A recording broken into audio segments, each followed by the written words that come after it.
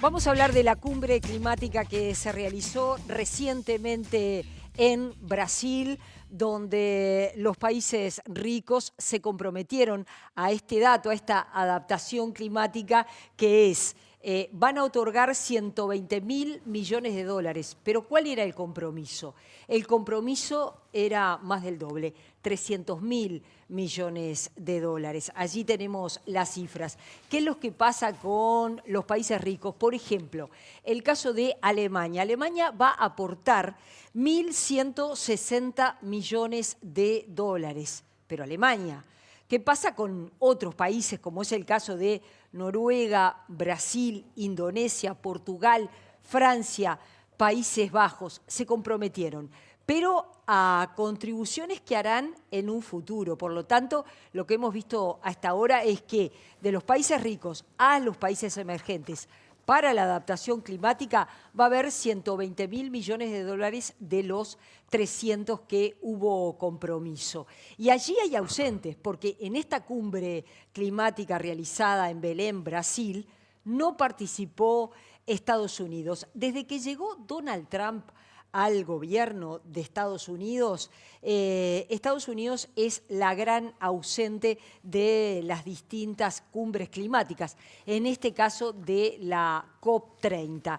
¿Qué es lo que ha pasado? De cualquier manera, hay iniciativas positivas. Hubo más de 480 iniciativas que involucran soluciones para bosques, para océanos, para biodiversidad, pero también para las transiciones industriales y energéticas. Esos aspectos son positivos y son relevantes para las comunidades, para los países emergentes. Sin embargo, no hubo acuerdo en cuestiones que son absolutamente centrales, como por ejemplo combustibles fósiles, como por ejemplo deforestación. Brasil, que fue el país anfitrión, se comprometió a elaborar una hoja de ruta para que todos los países la cumplan, pero en los hechos, en la cumbre COP30 en Brasil, esto quedó en deuda y era algo muy, pero muy relevante. Yo en la presentación les decía, además del gobierno uruguayo, participaron las organizaciones de la sociedad civil. Por eso va a ser un gusto esta mañana conversar con Marcelo Fossati. Él es productor orgánico, estuvo en la cumbre. Es más, cuando hablamos hace unos días me dijo, se me atrasó todo el trabajo, Ana María, porque estuve muchos días en la cumbre. Y bueno, y también le agradecemos, viene especialmente de Tala. Recién me decía, entrar a Montevideo ya sabemos todo lo que significa. Marcelo, un gustazo tenerte por acá. Bueno, muchas gracias por la invitación y la verdad el placer es mío. Decíamos también, Marcelo es coordinador de la red de semillas nativas y criollas de nuestro país, trabaja en la coordinación de muchas organizaciones, además es productor, además estuvo en la cumbre, una cumbre que, bueno, hubo muchísima participación, estuvieron los pueblos indígenas, bueno, pero ¿cómo fue para ustedes la participación en esta cumbre donde pasan muchas cosas y uno seguramente un poco se concentra en sus intereses? Exacto. Bueno, primero que nada contar esto, que es la primera vez que yo participaba en una cumbre de este estilo, entonces es todo un aprendizaje, es todo entender cómo son los procesos, los lugares, cómo es los debates, las discusiones. Y después también yo fui representando a la Vía Campesina, la Coordinadora Latinoamericana de Organizaciones del Campo, que es la organización que mi organización, la Red Nacional de Semillas, integramos esas organizaciones que son internacionales, que concentran unos 200 millones de agricultores, pescadores y recolectores de todo el mundo. Es una de las organizaciones más grandes a nivel mundial de reivindicación de los derechos campesinos y de las personas que vivimos en el campo. Y entonces éramos una delegación de 20 compañeras y compañeros de distintas partes del mundo, habíamos 2 de cada uno de los países, y que cada uno traíamos nuestra impronta país, digamos, en ese lugar. Y sucedían 2 cosas en paralelo al principio. Al principio estaba la Cumbre de los Pueblos, y al mismo tiempo estaba la COP30, y luego finalizó la Cumbre de los Pueblos y siguió una semana más la COP30. Entonces ahí es bueno traer esta diferencia, porque en la Cumbre de los Pueblos discutimos estas propuestas y estas soluciones, digamos, que tú planteabas ahí al principio, la discutimos desde la sociedad civil, desde las personas que vivimos en el campo y organizaciones que trabajan en el campo, y entonces fuimos discutiendo y generando propuestas que luego intentamos trasladar a la cumbre. Entonces fue como un proceso de construcción en paralelo. Está bueno eso, ¿no? Está muy bueno y fue promovido por el gobierno de Brasil. También estuvo un espacio de los pueblos originarios que se llamó La Aldea, que tuvo la misma lógica, digamos, de discusión previa de los pueblos originarios para construir propuestas para luego llevadas a la cumbre. Y entonces la primera semana nos enfocamos en esos debates, en esas discusiones. Ahí hubieron 6 ejes de trabajo, que los menciono nomás por arriba: reforma agraria, agroecología, semilla, feminismo, crisis climática. Y en cada uno de esos ejes participamos. En la Cumbre de los Pueblos eran cerca de 1.500 organizaciones, 20.000 personas, imagínate el tamaño de Brasil, para nosotros de Uruguay, y que somos una organización de agricultores muy pequeña también, eso todo era un monstruo de grande. Y bueno, y ahí se dieron un montón de debates que después los intentamos trasladar para la COP. Pero sin duda, como podemos encontrar un lado bueno y un lado malo. El lado bueno fue que se generó este espacio de la sociedad civil, que se generaron las propuestas, los debates, que se generaron la integración de los problemas a nivel global, porque los problemas que tenemos en Uruguay con la contaminación del agua, contaminación del suelo, con el uso de los transgénicos, los monocultivos forestales, no son solo en Uruguay, suceden en otras partes del mundo, y entonces estos encuentros permiten entender cómo el mundo funciona y los problemas son compartidos de los mismos actores en los distintos territorios. Y esa sería como la parte buena, que no se hacía tiempo, porque las otras cumbres habían sido en países más que con monarquías o con otro tipo de gobierno, y entonces no habían podido hacer. Y después sí, el lado como más negativo, un poco lo que tú decías, ¿no? La financiación en adaptación climática, porque la mitigación después que hay una catástrofe en general se resuelve, pero la adaptación, que es irnos preparándonos para los cambios climáticos que se están dando, es muy por debajo de lo que se precisa, y los países que más contaminan son los que menos ponen. Claro, porque, a ver, quizás cuando yo presenté el informe la gente dice, bueno, pero ¿por qué esos países tienen que...? Y bueno, porque son los países que más contaminan, porque tiene que poner Estados Unidos, porque no es porque sean, porque son los países más poderosos porque sí, es porque son los que más contaminan. Y eso no es una casualidad, ¿no? Entonces, tienen responsabilidad de colocar ese dinero. Claro, nosotros hablamos de que todos tenemos responsabilidades, pero las responsabilidades no son iguales. Hay algunos países que tienen más responsabilidad en los efectos y en general el cambio climático que otros. Entonces, los que tienen más responsabilidad tienen que asumir más costos en la reparación de los cambios que están haciendo. Además, entendiéndolo también de que la situación del cambio climático no es de ahora. Viene de tiempo, y de tiempo de un modelo que es un modelo que contamina y genera el cambio climático. Entonces tenemos que cambiar ese modelo, no solo colocar dinero para ir arreglando lo que se va para rompiendo. mitigar. Exacto. Tenemos que cambiar cómo producimos las cosas, cuál es la lógica que respeta la naturaleza, que conserve los recursos naturales, y eso va a conservar la vida. ¿Y qué llevó Uruguay? Bueno, ahí el proceso de Uruguay es muy destacable. Y esto que yo te contaba, y lo voy a enganchar, de que éramos una delegación de muchos países, yo cuando contaba la historia de Uruguay, la verdad que me daba orgullo y me daba alegría, porque nosotros previo a la COP tuvimos un proceso de construcción colectiva junto al gobierno y a las negociadoras del gobierno, y ahí hay que reconocer el trabajo de María Fernanda de Sousa y de todo el equipo de la Dirección de Cambio Climático, para construir un proceso participativo, pero participativo de verdad. No es solo que me anotan en la lista que vino Marcelo de la Red de Semillas, sino que además los aportes que hicimos desde la Red de Semillas, desde la Vía Campesina, fueron escuchados y en algunos casos contemplados en las negociaciones como país dentro de la COP. Claro. Eso es un hito, digamos, dentro del mundo, porque ningún gobierno construye colectivamente propuestas con la sociedad civil. Porque en realidad tienen como el miedo de que la sociedad civil les tranque los procesos que quieren dar. Y en realidad la sociedad civil, nosotros estamos para aportar soluciones verdaderas desde la vivencia cotidiana. Yo soy agricultor, planto todos los días. Entonces conozco lo que estoy haciendo desde hacerlo. Entonces las propuestas que yo voy a hacer son propuestas reales de los territorios y no de un escritorio en este caso. Entonces eso yo se lo contaba a los otros y decía, ay, qué bueno, qué suerte que puedan hacer eso con el gobierno, porque nosotros ni sabemos quién es el que viene de nuestro gobierno a la COP.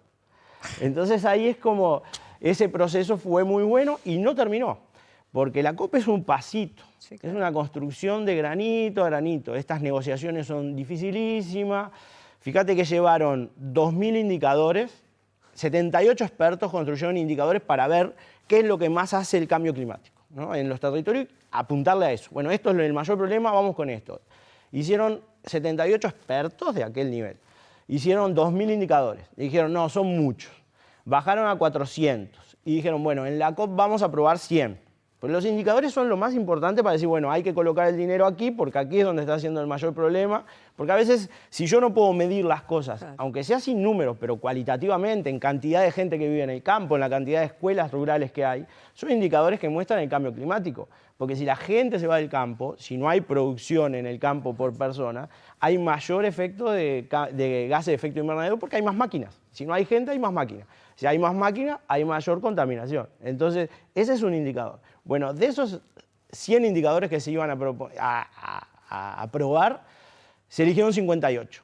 Y ni siquiera fueron los que trajeron los expertos. Fueron otros indicadores que se les ocurrieron a los negociadores ahí, que eran más como negociables con los otros. Entonces, eso es lo complejo. Se construye una propuesta muy seria por expertos, pero cuando llega a este lugar, la política, yo me pongo de acuerdo con el país aquel o con el bloque no sé qué, entonces le voy a aceptar esto, termino haciendo 58 indicadores que son difíciles de medir en los territorios, que hay que ver cuándo se operan, y entonces se diluye. Se diluye la cosa. Y eso, por eso es que tiene que ser como acumulamos un poquito. De esos 58 indicadores, bueno, de pronto hay 15 que sí están buenos.